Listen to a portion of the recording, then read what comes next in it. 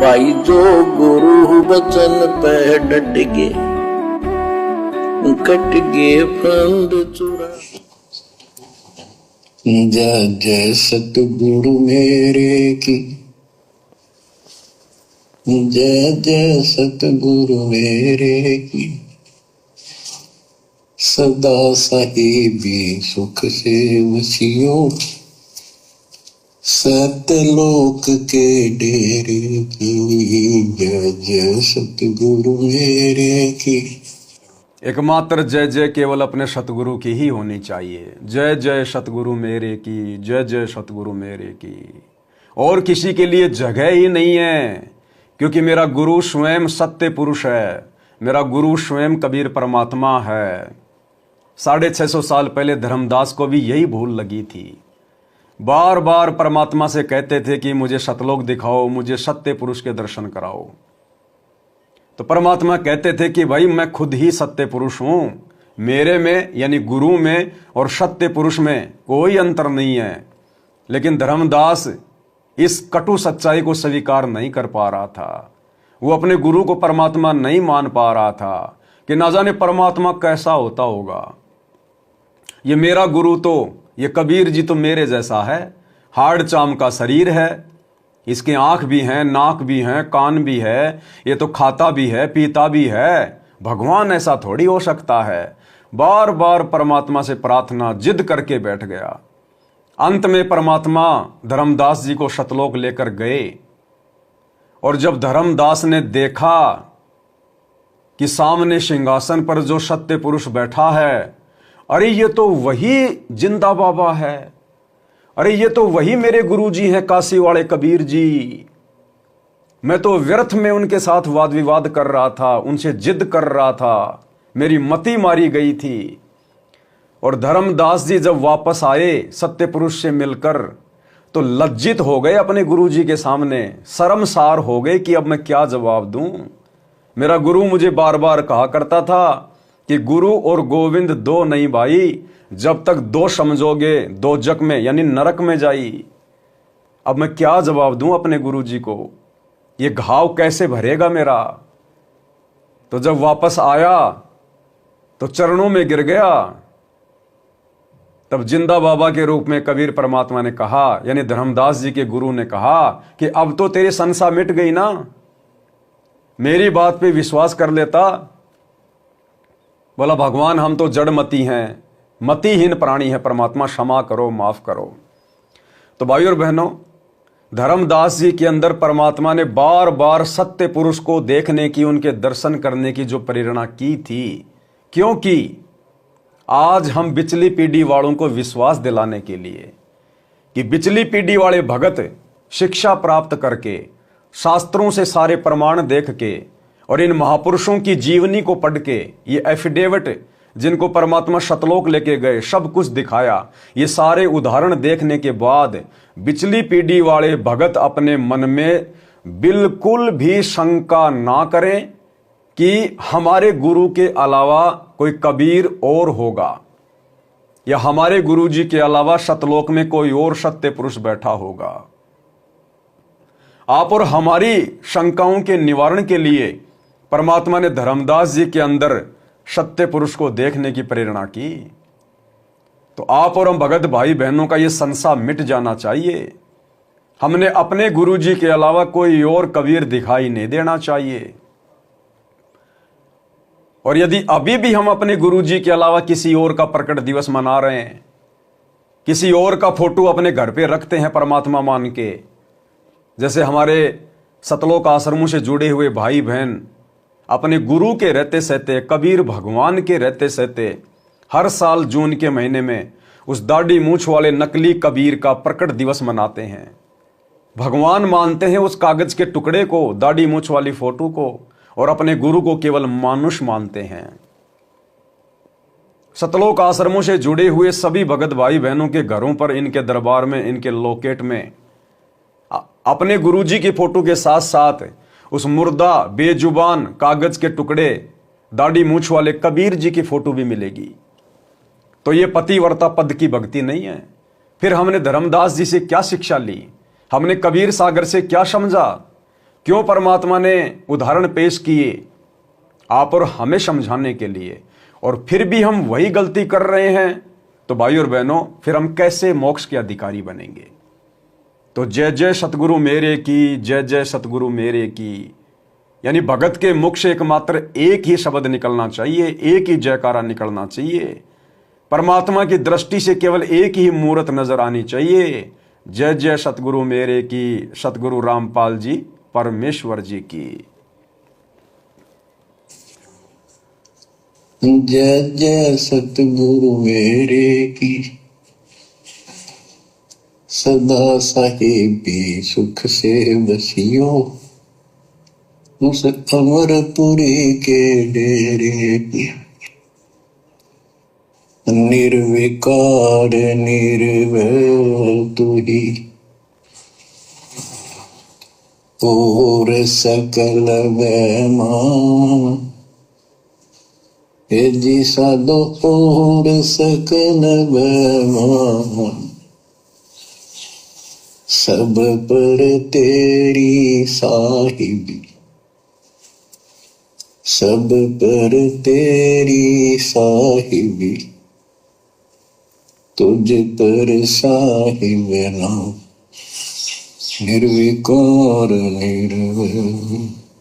हमारे गुरुदेव भगवान सतगुरु रामपाल जी परमेश्वर जी इतने समर्थ हैं, उनके अलावा सृष्टि में और कोई निर्भय नहीं है, कोई निर्विकार नहीं है।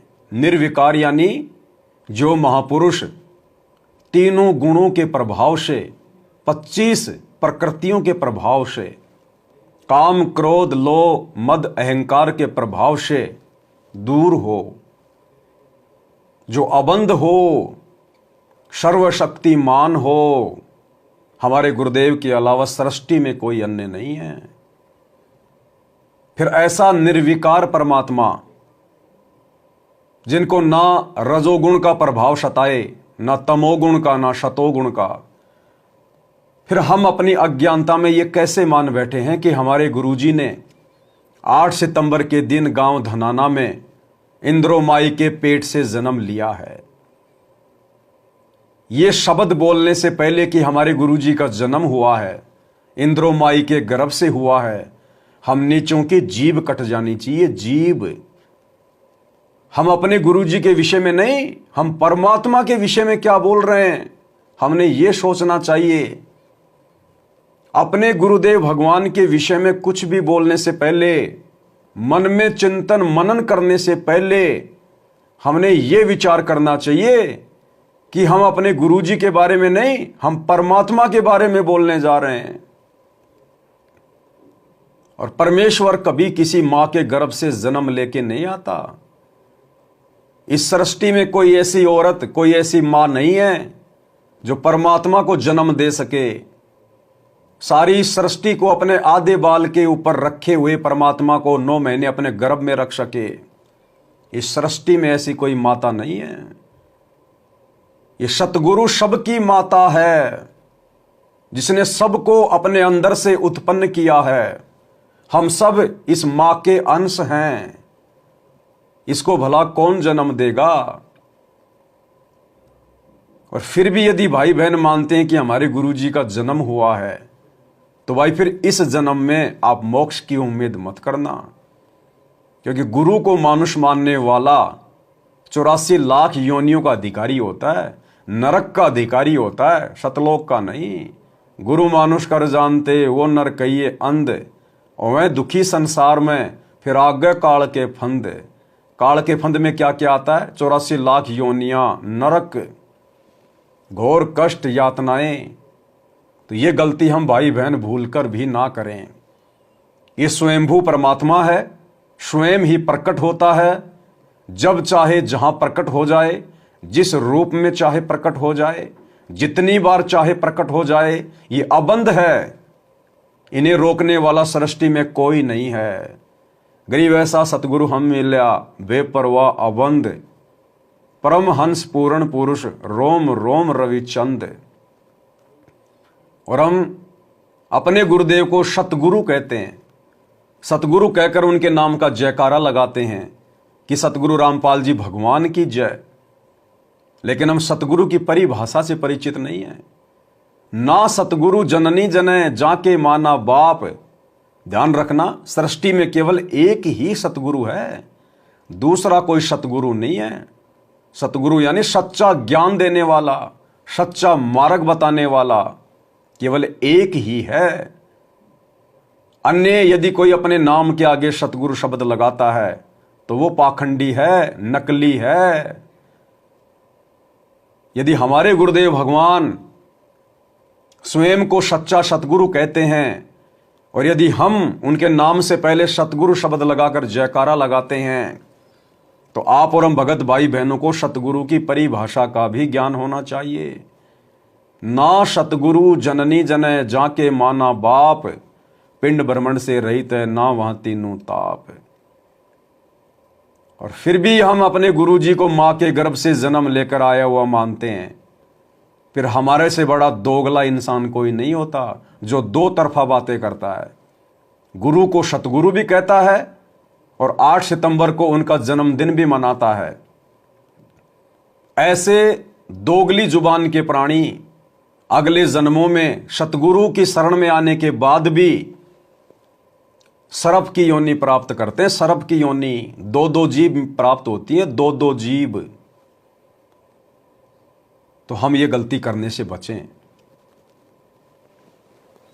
बच्चों, अध्यात्म मार्ग के अंदर गुरु का महत्व बहुत है, क्योंकि परमात्मा भी आकर के गुरु रूप में ही लीला किया करते थे। अध्यात्म मार्ग में गुरु का महत्व बहुत है, बहुत यानी सर्वोपरि है, सबसे ऊपर है। और क्या कह रहे हैं गुरुदेव कि परमात्मा भी गुरु रूप में आकर ही लीला किया करते थे। तो आज गुरु रूप में आकर, सतगुरु रामपाल जी के रूप में आकर, सतगुरु के रूप में आकर कौन लीला कर रहा है? बताइए, कौन लीला कर रहा फिर आज? क्योंकि कबीर भगवान के अलावा तो कोई पूर्ण गुरु है ही नहीं, कोई सच्चा गुरु है ही नहीं, कोई सतगुरु धरती पर है ही नहीं जो सच्ची राह बता दे भटके हुए जीवों को, प्राणियों को। तो आज कौन लीला कर रहा होगा फिर सतगुरु के रूप में? ये आप और हमारी कॉमन सेंस पे छोड़ते हैं परमात्मा। आप और हमें जो तत्व ज्ञान देते हैं कलयुग की पिछली पीढ़ी में आके, दिन रात एक कर देते हैं परमात्मा। सत्संग करते करते पूरी नींद भी नहीं ले पाते परमात्मा, आंखें काली हो जाती है। सिर्फ आप और हमसे अपनी पहचान करवाने के लिए ये ज्ञान फिर हमें क्यों दिया सतगुरु ने? इतना 30 साल तक क्यों इतना संघर्ष किया? सतगुरु चाहते हैं कि मेरे बच्चे मुझे पहचान लें बैकग्राउंड में कि वास्तव में उनका गुरु कौन है। अरे भक्ति का आनंद तो उसके बाद शुरू होगा। जब तक आप अपने गुरु को मानुष मान रहे हैं, खाली गुरु मान रहे हैं, भगवान किसी और को मान रहे हैं, आप कितनी भक्ति कर लीजिए, आपको भक्ति का वो आनंद प्राप्त नहीं होगा। सुमरण करते समय आपके अंदर वो भाव नहीं बनेंगे, वो आनंद नहीं मिलेगा आपको। और जिस दिन आप इस ज्ञान को आधार बनाकर सतगुरु कृपा से अपने गुरुजी को परमात्मा के रूप में अपने दिल में बसा लेंगे, अपने गुरुजी को अपना महबूब बना लेंगे, और दूसरा जब आप विषय वासनाओं से दूर हो जाएंगे, भोग क्रिया से दूर हो जाएंगे, काम वासना से दूर हो जाएंगे, उसके बाद देखना भाई और बहनों, मीठा ही मीठा, मीठा ही मीठा, सुमरण में भी आनंद, सत्संग सुनने में भी आनंद, गुरु महिमा करने में भी आनंद, सुबह से लेकर शाम तक आनंद ही आनंद। क्योंकि परमात्मा कहते हैं इष्ट मिले और मन मिले, मिले सकल सब रीत, कह कबीर ता जाइए रे संतन की प्रीत। तो परमात्मा भी ऐसे ही आत्मा के हृदय में आएंगे, बसेंगे, निवास करेंगे, जो आत्मा सबसे पहले तो इन विषय विकारों से अपनी आत्मा को साफ कर लेगी। क्योंकि भगवान मैली आत्मा में आके नहीं बैठते। जिसके हृदय में छल कपट होता है, जो विषय वासनाओं के रंग में रंगा होता है, ऐसी गंदी जगह पे भगवान आके नहीं बैठता। अरे हमारे घर पर अगर हमारा कोई रिश्तेदार आ जाता है तो हम लोग झट से बेडशीट को चेंज करते हैं, झट से नई बेडशीट लाके लगा देते हैं। तो हमारा गुरु, हमारा परमात्मा क्या इस विषय वासना से लिपटे हुए, सने हुए गंदे हृदय में आके बैठेगा? कुत्ता भी अपनी पूंछ से जगह को साफ करके बैठता है। तो हमने यदि अपने हृदय में अपने गुरुदेव भगवान को, अपने महबूब को बैठाना है शब्द रूप में, तो हमने अपने हृदय को साफ करना पड़ेगा, मैली चद्दर को हटाना पड़ेगा। और इस चद्दर को काल ने मैली कैसे कर रखा है? काम, क्रोध, लोभ, मद, अहंकार, विषय वासना। उसके बाद देखना भाई और बहनों, भक्ति का आनंद है। बाकी आप भक्ति भी करते रहो, कितना ही माला कर लो, कितना ही दान पुण्य कर लो, जो आप कर रहे हैं गुरुदेव कहते हैं आपको उसका वो फल मिल जाएगा, लेकिन परमात्मा नहीं मिलेगा। भक्ति का आनंद आप प्राप्त नहीं कर सकते। तो गुरुदेव कह रहे हैं भक्ति मार्ग में गुरु का महत्व सर्वोपरि है। और परमात्मा भी गुरु रूप में ही आकर लीला किया करते थे। तो क्या आज वो परमात्मा गुरु रूप में आके लीला नहीं कर रहा? लेकिन ये सब हमें उस समय दिखाई देगा जब हमारा हृदय साफ हो जाएगा। हमें प्रत्यक्ष अपने गुरुदेव में कबीर भगवान दिखाई देगा, इनके अलावा कुछ भी दिखाई नहीं देगा। जब हमारा इनके प्रति प्रेम जागृत होगा, परमात्मा कहते हैं बिना प्रेम पावे नहीं चाहे कोट समाधि लाओ।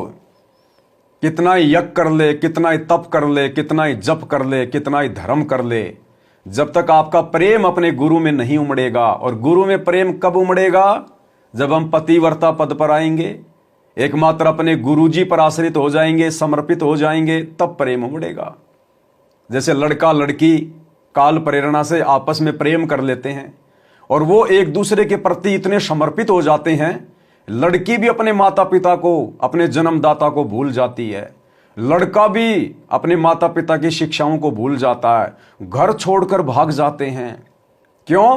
क्योंकि आपस में उनके अंदर प्रेम उमड़ रहा है। भले ही उनका प्रेम विषय वासनाओं को लेकर उमड़ रहा है, लेकिन यह उदाहरण है। इसी प्रकार से जब हम स्वच्छ भाव से, शुद्ध भाव से अपने गुरुजी के प्रति समर्पित होंगे तो हमारा प्रेम उमड़ेगा।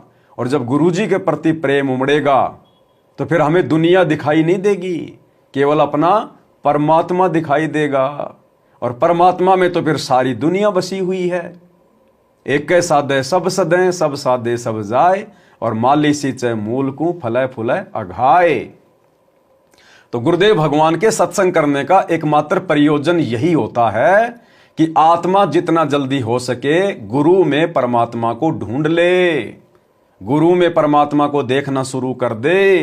क्योंकि ये भक्ति की पहली सीढ़ी है गुरु, और आखिरी सीढ़ी भी गुरु ही है। और जिसकी ये वाली सीढ़ी कमजोर है, यानी जिसने अभी तक गुरु को केवल गुरु ही माना है, मानुष माना है, जन्म लिया हुआ माना है, परमात्मा नहीं माना, तो फिर ऊपर वो कैसे चढ़ पाएगा? नहीं चढ़ पाएगा। भाई जो गुरु बचन पे डट गे, कट गे फंद 84 के, कट गे फंद 84 के, कट गे फंद 84 के।